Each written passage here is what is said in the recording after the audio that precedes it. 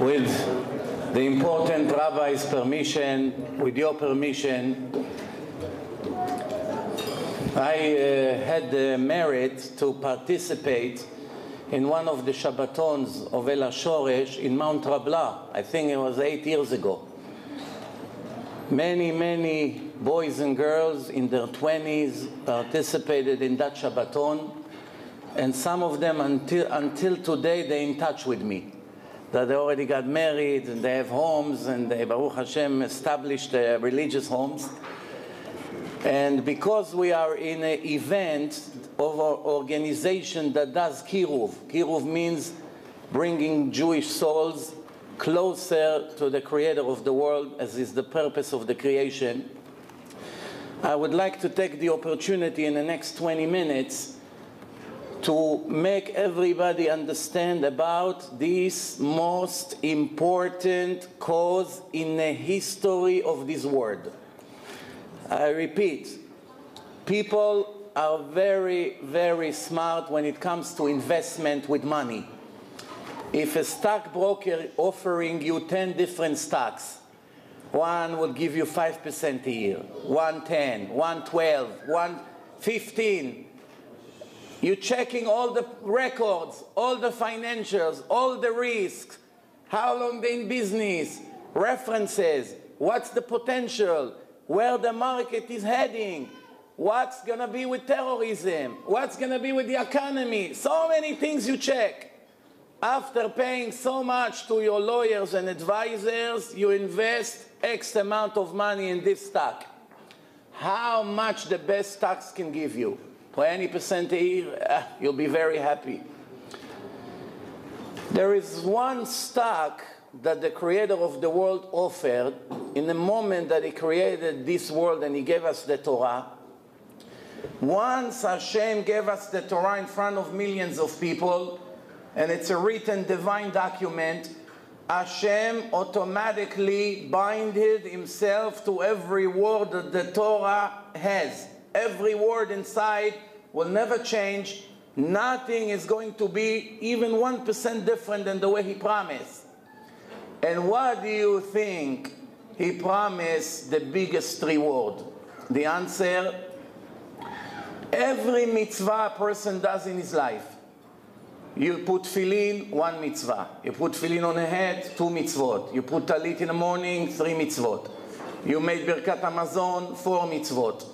All day you business, work, you come, you pray a little bit, you do Kriyat Shema, Shachrit, Arvit, 6 a day, 10 a day, 20 a day, 50 mitzvot a day. What a tzaddik.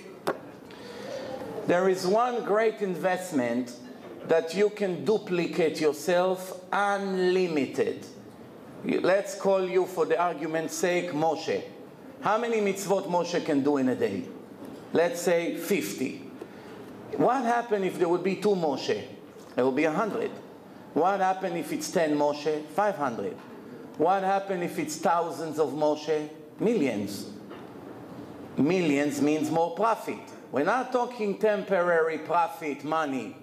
We're talking eternal spiritual reward that the Torah promised, that if you take all the reward of all the people from the time Hashem created the world until the end of time, multiply by billions of people, Jews and non-Jews, any possible reward that you can think of combined is not equal to the reward of one Jew in the afterlife, in Olam Haba, for 1 hour. Now, if you can multiply this hour to be billions and trillions, wouldn't you want it? And it's much easier than what people think. People think, oh, I have to give millions. All my life I have to give to get such a reward. Not necessarily. It's a lot easier. Let me explain what I mean. In a world that we live today, there's one father that has 10 sons. 10 sons. 9 of them are very poor, and 1 of them is very wealthy, very successful. The father got lucky that at least 1 of his sons can support him, because, you know, he's an older man, he cannot work. So that wealthy son took care of all the necessary things that his father needs. rent, mortgage, cars, driver, nurse, everything he needs. How long? 20 years the boy feed his father. Takes him, he takes care of him, everything you need. Here's my credit card. Just don't ever hesitate, father. I owe you, you brought me to this world, you raised me. The minimum I can do, out of gratitude, I'll take care of all your needs as long as you live. Good boy or bad boy? What do you think? Wonderful boy, no? Everyone wants to have at least one like that if he needs. But the Torah doesn't say necessarily that somebody like that is better than the others. Let me explain. One day this father, after 120 years, he has about an hour or two until he leaves this world, and he called all his sons to the hospital. He wants to give them the last blessing, like Yaakov Avinu did with his sons. And the 9 poor ones go one after the other. First, second, third. He gives them the blessing. They basically did nothing for him because they can't. Then the last one, he's thinking, oh, wow, my father prepared the best blessing for me.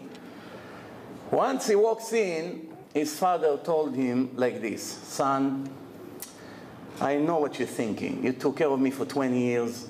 You did everything I need. But I want to tell you something. I know you don't love me. So the son said to him, Abba, what are you talking about? I'll give my life for you.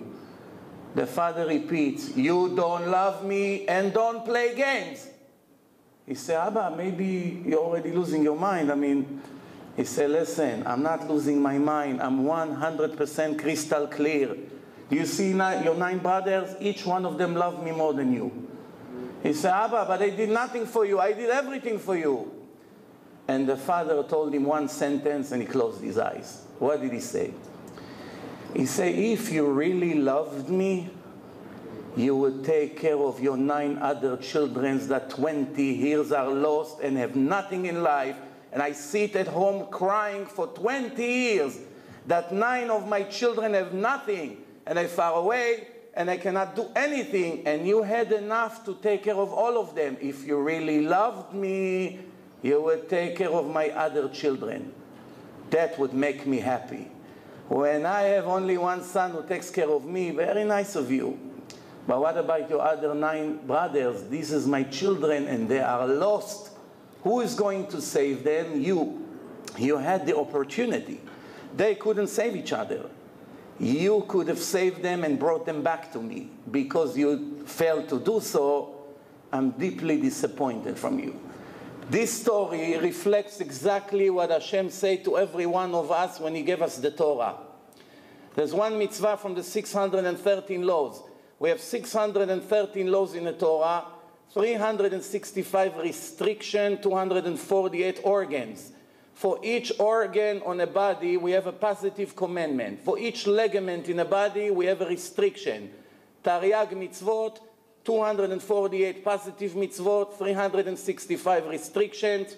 Each one relates to an organ or to a ligament. When the soul comes out of the body in the time of death, the Ari HaKadosh, the greatest legendary Kabbalist, the biggest in the last 2,000 years, he writes that the soul comes to the court of heaven, and by looking at the image of the person, you can see right away which mitzvot he kept, which mitzvot he wasn't so great.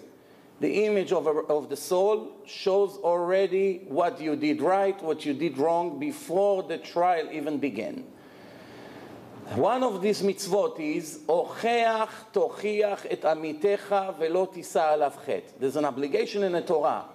When you see your Jewish brother is about to, God forbid, take something that may kill him, you don't have permission to sit and smoke your cigar like nothing is happening. You must get up and scream, stop. You're about to lose your life, stop. You have to do something.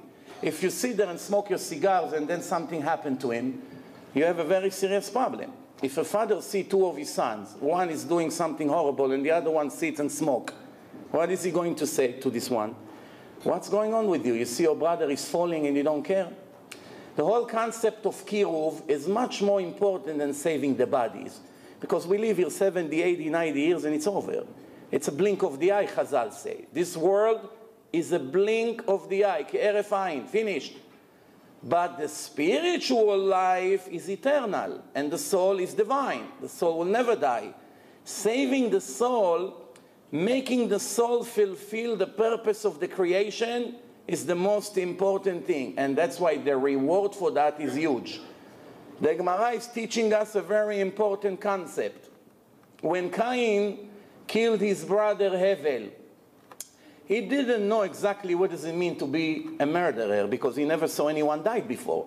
As the world just started, he hit him, he bled, and he died. Wake up, brother, wake up, too late. He didn't know. He didn't know that when you hit someone with a rock on his head, he may die. But this is the first time he realized, oh, there's no way to correct what I've done. And right after that, Hashem came to him and said, where is your brother Hevel? But Hashem knows where he is, but he wants him to confess. So he said to him, where is your brother? And he said to him, am I the keeper of my brother? He didn't know exactly what's going on yet. And Hashem said to him one sentence that is shocking, if you understand what we're talking here about. He told him, the bloods, plural, the bloods of your brother is screaming to me from the ground. Which brothers? Which bloods? There was one individual. He doesn't have children, no one. You just killed millions of people, he told him. Him, his children, his grandchildren, they're all screaming to me, because our potential father just died, we will not come to this world to do our tikkun. You actually made a very serious damage to my world, because if the pyramid started with Hevel almost 6,000 years ago, and we have 7.5 billion people, it should have started with 2 people, we would probably have double. You interfere with my play for the creation. And Chazal are teaching us something very important. They say, if in a negative way, Hashem held him responsible for all the possible good things that should have come, and he holds him responsible, saving a soul from a destruction and bringing him back to the right place, and then he has children and grandchildren, there's endless reward for what's going to come from this. The prophet Yirmiyahu, he praised Hashem for one very important thing. You know, the prophets didn't speak from their own opinion. Every word that you see in the prophets, it's all Ruach Hashem.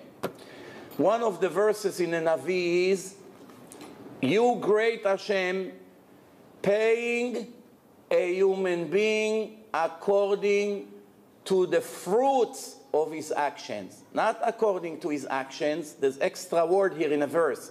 According to the fruit of his actions. What does it mean, fruit of his actions? Actions or not actions? The answer is, when a person does something good in the world, he contributes to save souls. He gives money for CDs, for seminars, to bring Jews to hear the word of Hashem, to invite people for his house and give them some words of Torah on Shabbat, to save them from horrible things that they're about to do. This is all saving the children of Hashem. Once he's managed to save them, all the fruits that would come for 1 hour effort, or 1 day effort, or 1 week, you cash on that for eternity, and constantly keep coming and coming, just like planting a tree. And the tree generates fruits every year, and it's never going to end. But God forbid, it could have been the other way around. If a person was in the right place and you took him out of there, you also have to be responsible for what he has done. We have to know one thing. In the Zohar, in Parashat Truma, Zohar, you know, it's Kabbalah. That's where all the Kabbalah started. Rabbi Shimon Bar Yochai, one day he wrote the Zohar. His student Rabbi Abba wrote it. It was discovered about 1,300 years later. Once he came to the world, the Kabbalah started to bloom in Europe. The Ramban, Rabbeinu Yonah, some Ashkenazim rabbis, they all were very big Mekubalim 800 years ago, 700 years ago. One of the things the Zohar says in Parashat Truma, it's really incredible. What does it say? It says like this. If a person would know what an important mission it is to save the soul of one Jew, one of his brothers, of his lost brothers, one is in India, one is who knows where, If he only knew what a huge reward he's going to get for that, he would run after this person 70 years, killing himself, begging him, giving him money, doing everything he can to make him become keeping the laws of God, keep Shabbat or eat kosher, marry the right person, etc. If he only knew one, he would give his life for this mission, even if he suffers 70 years non-stop. But the one person he was able to save, he would invest all his efforts to save one soul. What happens if it's 5? What if it's 10? Why if it's 1,000? Why if, I tell you, I give you an example what I'm talking about. About 15 years ago, I made the first Jewish movie in a Jewish history to save souls. Nobody ever heard before about making movies to make Baalei Tshuva. It was all audio cassettes. We made the first film, a Hollywood producer that I had the merit to make him religious in Manhattan. He was making films for HBO television. I brought him into the Torah. I brought him to my house for Shabbat. After that, he started to do the right thing. And then one day he said to me, let's make a film. I started to smile. I said, what film? He said, you give me all your material that you show in your seminars, and I'm going to make a film, and we'll make thousands of Baalei Tshuva. But I still wasn't aware of this concept, because nobody ever made that before. I was smiling. I said, film? Who's film? He said, trust me, what you show in the seminars, we'll make it in a film. So, okay, I went to Israel. I gave a lecture by his parents' house, 4 hours lectures. 4 hours. He cut some parts. He made it 72 minutes. We called it Informatia Elokit, divine information. That's how my website called until today, divine information, after that film. Once we made that film, there is a person in Bnei Brak named Pinchas Reuven. Everybody knows him in Israel. He gives tons of CDs, and he makes a lot of, he gets all the people to the stadium with Rav Ovadia and all the other people. Once he saw that, he said, I'm going to make 10,000 every week. In the meantime, I saw that he's doing very well in Israel. We gave already more than 100,000 copies. I decided to make English subtitle in America. I made English subtitle, and I wanted to order 10,000 from Lakewood, from New Jersey. One Georgian guy that just was Shomer Mitzvot maybe 2-3 months from my lectures. He grew up in America, no yeshiva, no nothing. Baruch Hashem, his wife became religious. He heard that I want to make CDs. Right away, he pulled his checkbook, and he wrote $1,500. He said, first $1,500 on me, because there was $1 cassette, video cassette. We're talking 15 years ago, not CDs, before the CDs. Video cassette. I made 1,500 CDs. I gave one to a Jew from Las Vegas. Shammai is his last name. I gave him that CD, that the video cassette. He watched it. He got the shock of his life. He realized that the Torah is divine, that no person was able to hide the Torah. There is afterlife. The world has a purpose. Jews have the Torah and they got it in a public event. All the things that a Jew must know, he found out. In 1 hour, 72 minutes. There are people who died and came back to life. We put them in the end of the video. He became religious. He gave the cassette. Listen to how far it travels. Listen, please carefully listen to this 1-minute story.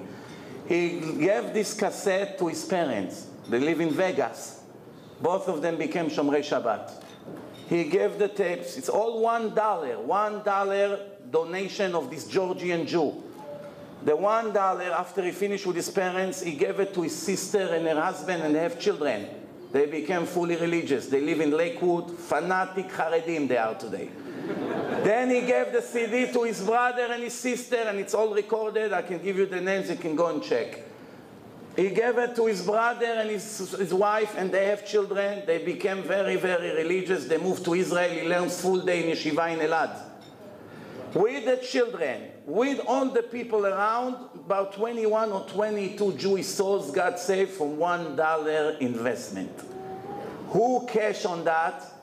This Georgian guy who already forgot the law. It's 15 years ago. He doesn't even remember he gave me that check. Wait. In the meantime, this Shammai started to get involved with Kiruv. One day he made me a seminar with Rabbi Amnon Yitzchak and myself in New York, 500 people. We made a very big seminar. He saw he's doing very well. He started to organize seminars. Rabbi Cohen, Rabbi Fanger, all the famous names from Israel. We make seminars in America. One day he decides he has to do Aliyah. It's tzaddik, he wants to live in Eretz HaKodesh. He moved to Israel, to Elad. He said to me, I think instead of paying so much money in Israel for the CDs, why don't we buy machines? And there's a lot of demand here. Let's buy the machine, 37,000 shekel each machine, $10,000, $11,000. We got one machine. After a week, we couldn't supply. We needed another machine. We got another machine. The machine works non-stop 6 days a week, producing CDs.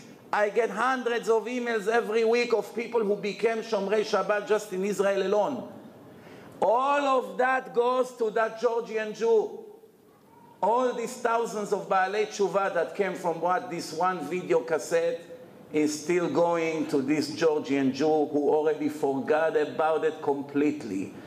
One day he will come in front of Hashem, and Hashem say to him, you know, you have billions of mitzvot.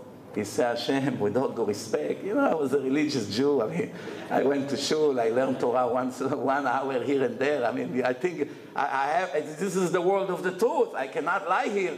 You're not talking about me. Hashem say, trust me, we're talking about you. And he will show him a movie. And I promise you, this is exactly how it works. I read hundreds of books about this topic, because that's what I do for 20 years. When you do something, you must be an expert in what you do. Other things, you know, it's not your territory. This organization and what we do, it's called Kiruv. You have to know your job. You have to know to argue with the wicked people. You have to argue with the people that deny the Torah. You have to argue with fake religions that they come and they try to hunt Jewish souls and bring them into their cults. You have to know all their material. Otherwise, you cannot win the argument. So this is exactly how it works. When a person does this, he gets saved. 450 years ago, there was a very big rabbi in Europe. His name was the Maharsha. Not that many rabbis made it into the Talmud in the end. He's one of the few. I'll just show you how huge he was. One time, a very wicked people in town died. They made him a funeral. And one guy from the yeshiva came, they put the body over there, and he took his finger and he hit him on the nose, on the body, like this. Say, we got rid of you, Rasha. And everyone laughed. You know, finally this person who hated the Torah so much is leaving. That's what it was, 450 years ago. That night, this yeshiva guy is going to sleep. This person comes to him in a dream. He said to him, I want you to know, for you embarrassing me in front of all the people in my funeral, in my eulogy, I will never leave you alone until I kill you. I will never leave you alone. He woke up. It has to be something probably from the day. Try to fall asleep again, he comes again. The next day he comes again. Few days he cannot sleep. Even during the day, he has a nap in yeshiva. Right away he comes to him. People started to talk about it. One person went to the Maharsha. The Maharsha had very, very long hair. Where do you find a rabbi with very, very long hair? The reason that he had long hair, because he was learning Torah without going to sleep. And he tied his hair to the chandelier, so every time he falls asleep, it's pulling him. Alarm! He didn't have iPhones. He needs a special alarm. You know? So they come to the Maharsha. The Maharsha say, cannot be that a person that didn't keep one mitzvah has permission to torture a person that learns Torah all his life. Something doesn't make sense here. I'm coming to sleep in your room tonight. In the middle of the night, this Bahur Yeshiva start to scream. The Maharsha say, please come to me, talk to me. So he said to him, yes, Rabbi. He said, I have one question to you. You already passed, you're already in the next world. Why they give such a wicked person like you permission to disturb a Jewish boy who sits all day and learns Torah? It's against the rules. What's going on? So he said to the rabbi, Rabbi, why do you think I'm wicked? So he told him, you didn't keep any mitzvah. Are you going to deny it? He said, no, you're right. I didn't keep, I wasn't religious. But I want to tell you something. One day I walked on a bridge. There was, you know, a stormy day, and I hear someone scream from the lake. I looked, I see one Jewish boy is drowning. With my nice suit, I didn't think twice. I jumped, I got there, I took him out. We started to talk, and then I found out that he's learning in yeshiva. And he told me that his parents don't have money and doesn't have any money and he's very poor. I felt bad for him. I started to send him 200 rubles every month. Like, let's say $200 today. Not a lot. I used to send him money because I felt bad for him. And when I came to my trial, it started horrible. When they show all the sins that I made, I didn't know where I'm going to end. And all of a sudden, one lawyer, one angel came, and he said, excuse me, there's nothing you can do here. We have a problem. What? He has so many millions of mitzvot, this Rasha, that you're calling him Rasha. So millions of mitzvot? He said, look at this boy. Every day learn Torah non-stop. Every letter is mitzvah from the Torah. He sponsored him. There's nothing we can do. So they didn't know what to do with me. So they asked me, do you have anything to say? So I say, yes, I would like to take revenge against this bachur that hit me on my nose. So they told him, s'il vous plaît. Go ahead. Go ahead. So the Maharsha told him, listen to your foolish mouth. They're trying to trick you. Over there, the angel is protecting you because you support the Torah. You support it. Now they want you to go after this bachur yeshiva to use it against you that you really don't care about the Torah. Because if you cared about the Torah, you wouldn't go after a guy that hit you a little thing on the nose. You would give up. You would forgive him. After you hurt him, the case against you will be sealed. Be a gentleman, forgive him, and everything will be fine with you. And after that, he never came back, and he wrote it in his book. He never came back. Hashem said to Moshe Rabbeinu, I want you to teach the Levites, the Leviim, all the laws of Bet HaMikdash, what to do, what not to do. After he taught them everything, the Torah says, ויעשו בני ישראל ככל אשר ציווה השם את משה. And the nation of Israel did everything that Hashem told Moshe Rabbeinu. The Gemara say, what do you mean, Bnei Israel? It was only the family of the Leviim. It wasn't Bnei Israel. The answer is because every Jew gave his 10% to the Leviim who were serving Hashem. Each one of them has a share in the mitzvot that the Leviim did equally. 100% like it. The Gemara says, Gadol ha'me'aseh yoter min ha'oseh. Someone that make other Jews do the right thing, his reward is even greater than them. Why Hashem made it like that? Why? Because Hashem wanted to give each one of us an incentive to give everything we can to save other souls. Before I finish, I want to tell you something. The Gemara in Masechet Brachot, the Gemara say like this, page 64, Tzadikim en lahem menucha afilu ba'olam haba. The righteous people don't have a rest. They'll never rest, even in the afterlife.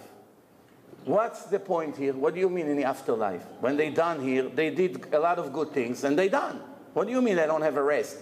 Meaning they never stay in one status. They're constantly going higher and higher and higher. Why? Because of the good things that they left in the world. The Gemara in Masechet Rosh Hashanah say, every Rosh Hashanah, it's the judgment day, it's the birthday of Adam HaRishon. Sifrei Chaim veMetim Niftachim. Books of the living people and books of the deceased people are opening up in front of Hashem. The Gemara say, we are alive. Hashem has to see what we did good and bad this year, this past year, and how the next year is going to be. We understand. But someone who passed away 200 years ago, why I have to open his book every Rosh Hashanah? The answer, When Avraham Avinu made people come and recognize Hashem and leave their idols, the Torah says, "Ve'et hanefesh asher asu becharan," all the people that Avraham and Sarah created. Since when a person can create people? The Torah says when you make a person religious, Hashem counted like you created him. Everything he will ever do belongs to you. He gets his full reward, but it gets to you for eternity. That's why every Rosh Hashanah, HaKadosh Baruch Hu opens the book and pays you for everything you did in a previous life. Rabbeinu Bechayeh, one of the biggest rabbis in the last 1,000 years, he writes in this legendary book that you cannot move 1 inch in Judaism without it. Everything we know about Emunah and confidence comes from his book. And that was almost 800 years ago. And this is what he writes. He writes, you should know that even if a Jew reach a level of the perfect prophets, such as Yeshaya, Yechezkel, and others, people who spoke to Hashem. Who speaks to Hashem in this world? Who? How many people ever spoke to Hashem? You can count them one by one. Even if a human being in our world reached the level of these great legendary prophets and have perfect righteousness, perfect, does not even come near a Jew that makes other Jews religious. Now, how does a Jew make other Jew come to Hashem? Few ways. One, he knows how to talk. Second, he knows how to write books. Not everyone knows how to talk, but some people knows how to write. Third, he gives his money. He support. He organize. He publish. He open his home. He runs after people to come. He makes phone calls. He makes flyers. Everything he read in his Facebook page, right away he share with another 1,000. One time I made one post on my Facebook page. I have 72,000 people. I posted an article. 4 hours later, it went to 1,250,000 Jews. 4 hours later. Why? All my people in the page started to share. He sent to 300, he sent to 1,000, he sent to 50. It keeps going. Traveling, and it keeps showing you. Keeps showing you. I just showed David now, an hour ago. Just this week alone, almost 1 million views on one of the pages. How we get to so many people. Even Moshe Rabbeinu in his 120 years didn't get to such volume. Why? There's no internet, no Facebook, no YouTube, no way to reach lost people that will never come to Shiurei Torah. And that's why Kiruv now, it's critical. It's the easiest it's ever been. Most of the Jews are very far. They feel emptiness. I meet them all the time, all over the world. There's a lot of emptiness. You go to places, you feel the people, just give me 10 minutes of your time. Not even proofs. You don't even give him the CDs. You don't even give him the proofs. You talk to him 10 minutes. He talks, he opens up his heart. You shake his hand. I was in Istanbul. They told me, you know, over here you can't come with a kippah. So I said, no problem. I got a beret. I look 70 years old with a beret. Baruch Hashem, I went to Istanbul. They told me, you know, over here the shul is surrounded with walls, gunmen, 3 different doors. You come to one door, they lock it. You go to the next door, they lock it. Mamash like a bunker. And there's 2 big shuls, one in Europe, one in Asia. Istanbul is half Europe, half Asia. And I went to speak in those 2 places. Thank you. And I went to speak there. And then we had an event on the Hilton Hotel in Istanbul. The people from Turkey, they organized the event. They say, if we have 100 people, it will be very nice. If we have 150, it will be a miracle. I got to the hotel at 1 p.m. 450 Turkish Jews did not go to yeshivot, very, very far from Torah. They came to the event. It was until 11 at night, 10 hours. All day after the lecture, I was shaking their hands one after the other that they promised me they start keeping Shabbat. Do you think they lied? I don't think one of them lied. Half of them already in Ra'anana, in Rav Yaakov Hillel Yeshiva. I went now to Eretz Israel. I started to meet. One of them organized me in Petach Tikva, a big event. 6 in the evening, the shul is packed of people. Why? From the visit in Istanbul. I'm telling you, today it's the easiest it's ever been. A little bit money, a little bit cooperation, all of us together, instead of killing each other, to support each other. Not to let the enemies of Hashem and His children take over our nation, like some people unfortunately do.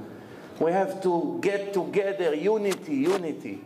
Kvod Harav Saba, he said in his first speech here, I don't know French, but from what he said, I heard he repeats the name Achav. Achav was one of the worst kings in a history. But when he went to war with his soldiers, he was winning. And kings that were much better than him sometimes didn't win. The Gemara says, why a king that is an idol worshipper, a murderer, and such a bad person, he wins in a war, and other kings that are much better not always win? The answer was unity.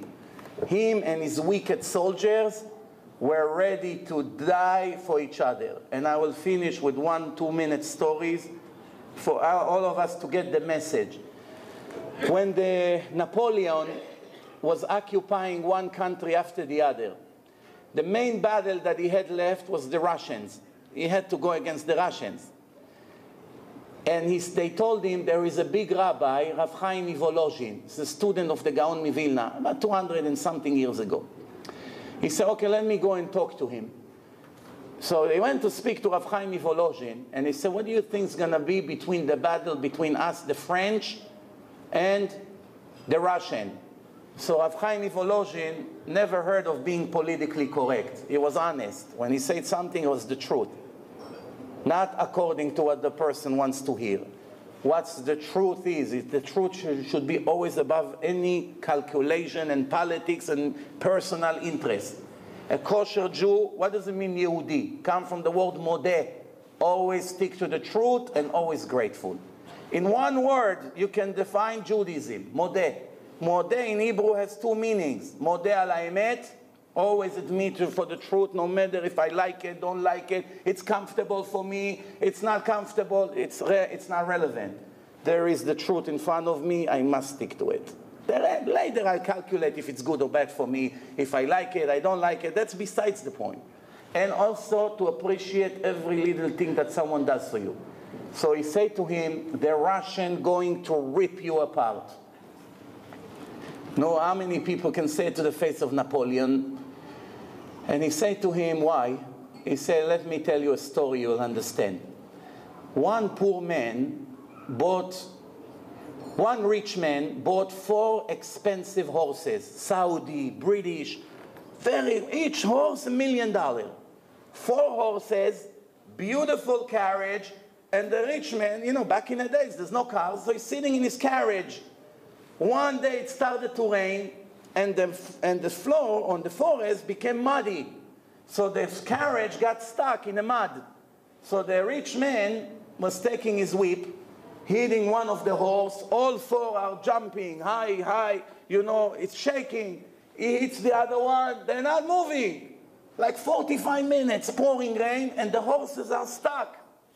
All of a sudden, a lousy little carriage with these old men, poor men, and 2 horses, skinny, ugly, very cheap horses, not even $200 each. They come there to the mud, they got stuck for a second, the poor man took his whip, he hit one horse, both of them went like this, they got out of the mud and continued to go. The rich man was going crazy, so I invested millions of dollars. They told me this is the best horses in the world. And this guy for $200 already is out of here. He went crazy. So he went, after finally he made it, he went to ask, what's going on? So this is what Rav Chaim Volozhin said to Napoleon. He said, let me explain to you what happened over there. The poor man bought 2 cheap horses. He put them together. They were from the same place. They live, they eat together. All day they together. They like each other. When the Poor man hit the first horse. The second one felt the pain of his brother. And right away, they both were trying to push because he knew, my brother is suffering. How can I not give a push? But you got 4 horses, one in Saudi, one in England, one here. They hate each other. Racism. They hate each other. When you hit the Moroccan, the Iraqi, the Persian, and the Ashkenazi, they're very happy. Wow. Give him. When you move to the Ashkenazi, the Moroccan, and the Syrian, and the Persian, say, give him another one. Like this, he hits each one of them, the other 3 are happy.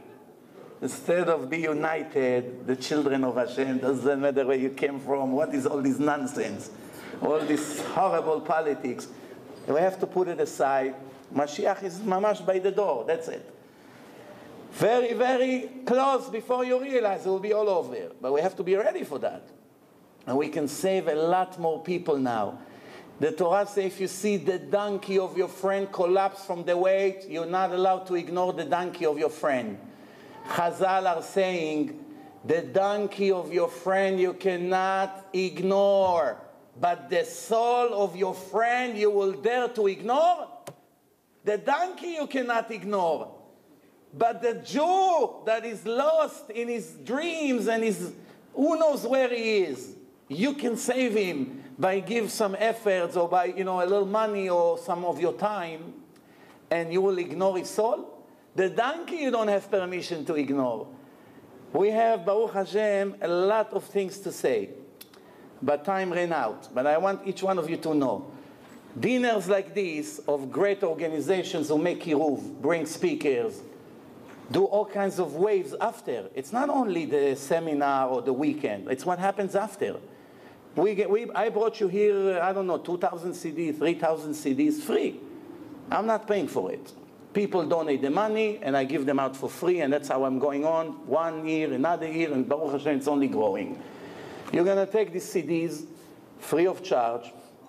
Take for your friends, every secular Jew that you know. Don't forget him right now. Think. Take Torah and Science. It's 4 hours Jewish seminar. Even the wall become religious when you watch it. Do you hear me or no? Yes, yes. But please take it, give it to them. There's life after death, there's the debate with the Christian priest. There's a lot of good CDs there. For the car, I'm warning you, it's a little bit addictive. But it's very good. You better be addicted to the Torah than to the nonsense. You listen to it, you give it to others. Please take a bunch. Please take advantage on us. Please. I want to thank Rabbi Sabah, my good friend that invited me again after a few years that I was here with him. And thank you to all the wonderful people, to David Levy, Dr. Levy, and Vicky, and Dominic, and Paul, and all the wonderful people who help. Baruch Hashem, there's wonderful people here in this place. Mamash, from the last time I already realized it. But they stuck, they went, they tried, they did wonderful things. I asked Vicky, they're preparing for you a chair between Sarah Imenu to Rivka Imenu. You want it on the right or you want it on the left? Why? Hashem loves people that care about others. To bring, to do. That's what we're all doing here tonight. Thank you very much. Hope to see you again. Thank you. Okay.